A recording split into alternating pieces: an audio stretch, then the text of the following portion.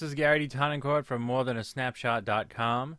Today I wanted to show you a cool new plugin that I found from Topaz. They make a lot of great plugins, and this seems to be a relatively new plugin made for turning pictures into paintings, and it's called Impressions. And it seems to work very well, very easy to use, and it's a lot of fun. So I thought I'd show you how to do it, and Topaz has a 30-day trial. I'll put a link down in the show notes so you can go and try it out for yourself. So here I've opened up one of my images that I thought might work as a painting. It's got some pastel-like colors, and we'll see if that comes out all right. So the first thing I'll do is I'll hit Control J in Photoshop to duplicate the layer so that I can work on a new layer. And you don't need to have Photoshop for this program. It will work as a standalone program, but it works also as a plug-in to Photoshop. So I duplicated that layer so that I can put the painting on that layer, and if I mess up, I'll still have a layer underneath. All I have to do is go to Filters and then to Topaz, and then it's called Topaz Impression. And we'll give that a second to load up. And I'm still using the 30-day trial, as you can see, so I gotta wait a second for that to load. The only it's not really a downside, but you'll see here that it takes a minute for all the paintings to load up. And so you gotta figure it's doing a lot of processing, so it's not bad. The time is pretty quick. Okay, and here you can see it gives you a little preview of what it's going to look like, and I like the one that it shows, you know, right out of the box. So the first thing is that there are a whole bunch of different categories. Ancient, impressionistic, modern, painting, pencil, pictorial, charcoal, and pastel, and so on. Each category has a whole list of painting styles. So I had liked the impressionistic ones for this sort of thing. I like what it's chosen. I don't have to even go any further if I don't want to. I can just hit OK, and it will send it back to Photoshop for me. But I want to show you some of the rest of this stuff. You can just go through these presets just by clicking on it and see what kind of effect it has. So, because it's not loading, let me try Cezanne 1. Oh, by the way, I'm not a painter or an artist at all, other than photography. I can't paint or draw to save my life. So this is very simple and very easy to use. As you can see here, it really doesn't take any skill at all. And you can get all different kinds of painting effects.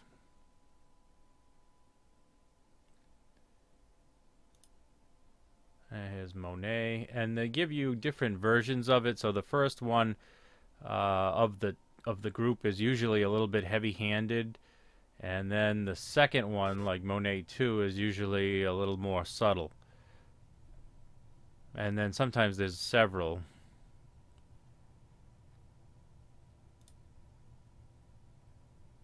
So you just kind of go through the list and find something you like. Alright, let's see, Renoir.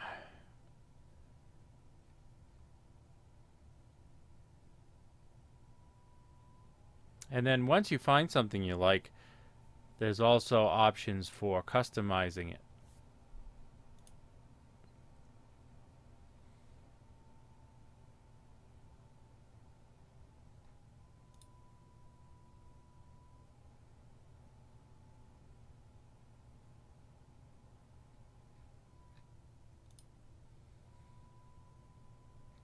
Swirly Strokes 3. Oh, that's pretty cool.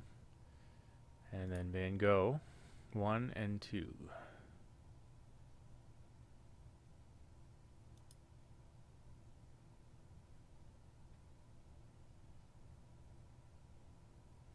I like the Van Gogh 1, I think.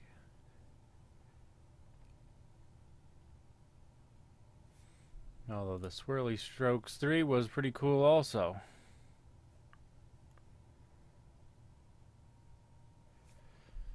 Yeah, this one seems to be a little more natural, maybe. Well, I think I'll go with the Van Gogh one. Now, if there were things about it that you didn't like, all you have to do is click on these little sliders, and you have this whole panel. And the first thing you can do is change what kind of brush stroke you have. So if I click on a different brush stroke, you'll see the picture will change subtly.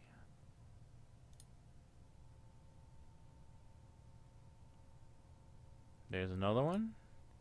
More of a rounded brush.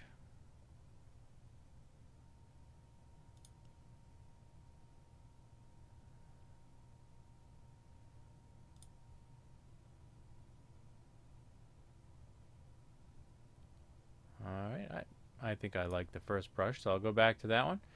And then you can adjust things like brush size and paint volume, and so you can really customize this. It's a preset, and all presets are made to be customized. So I just made the brush stroke larger. That's an interesting effect. I think I liked it better smaller. Let's see. Yeah, I liked it a little bit better smaller. Paint volume, I could try adding more paint.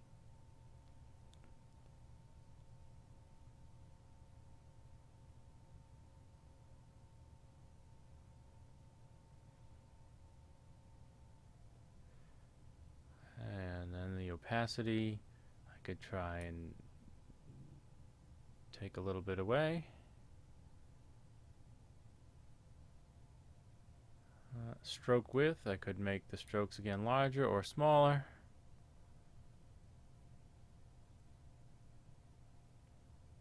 Again, here we're just seeing subtle changes, but now you'll be able to customize it exactly how you want. You can add smudge. That makes it a little swirlier. So I think I like it without the smudge. And then there's coverage. Coverage is interesting. It sort of, you'll see as I move it, it brings in the coverage from the edges and gives you a different kind of edge. Then you can even control the lighting on the edge. Oh, maybe because I'm on transition and not coverage. There you go. Alright, you can see here it's starting to come in on the sides. That's the coverage being adjusted.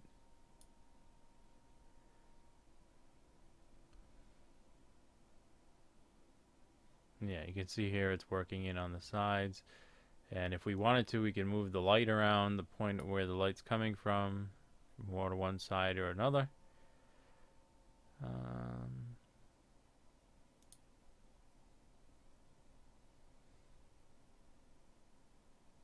Stuff like that.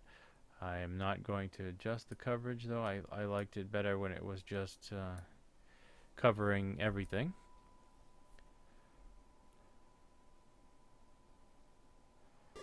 And I think we're back to normal. And then the other thing you can do with this is you can select a particular color, and when I hover over a color or click on a color, it shows me where that color is in my picture. And then I can change the hue, the saturation, the lightness, whatever I want about it. If I wanted the red to be a little bit brighter, that just took care of that. Alright, maybe a little more saturated.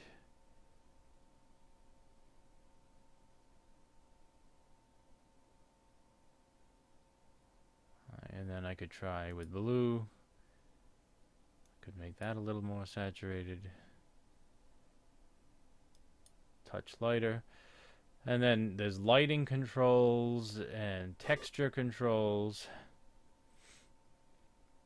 Let's try a texture. Canvas 2. You can zoom in and you can see that we actually have brush strokes here. that was the original picture down here at the bottom. So we do actually have brush strokes. And because these brush strokes are so thick, I don't think we're seeing much of the canvas in this case. And you could change the background color if there was any background showing through. Oh, here's a texture strength.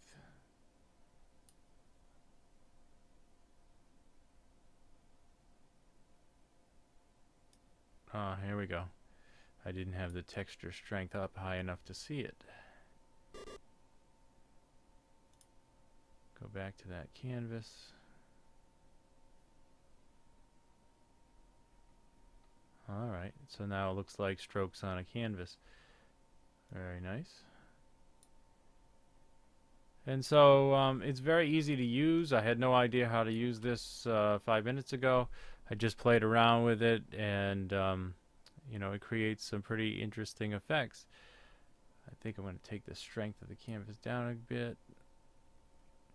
And then finally, once you're done, it's very simple. You just hit OK. It'll process that image and send it right back to Photoshop. And there you have it. If you want to continue to make more adjustments, just like you would in Photoshop at any point, you can. So I hope you found this interesting, and check out Topaz Impressions. Again, I'll leave a link for you. You get a free 30-day trial. I think it's worth checking out. You might be able to turn some of your images into some cool digital art. Again, thank you. This has been Gary D. Toniquette from morethanasnapshot.com. If you like this video, please be sure to hit subscribe down at the bottom so you can see our future videos. Also, you might want to check out the show notes to see my other websites like morethanasnapshot.com, where you can take my online photography class. Also, like us on Facebook so you'll know what's new with morethanasnapshot.com.